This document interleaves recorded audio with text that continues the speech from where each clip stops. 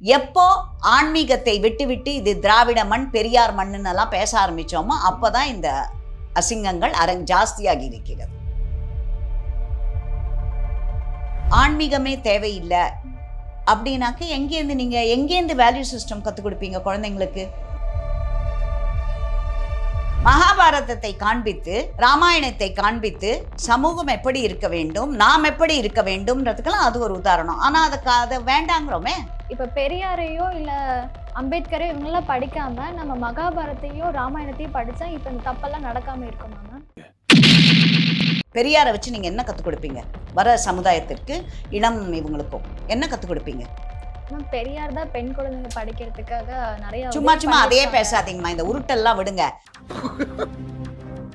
தர்மம் நிலைக்க வேண்டும். இப்ப நான் சொல்றதெல்லாம் அதர்மம் தானே? இப்ப உங்ககிட்ட இவ்வளவு தூரம் நான் சொன்னது அதர்மமான காரியங்கள்ல இது நம்ம லிஸ்ட்லயே இல்லையே. அடேங்கப்பா.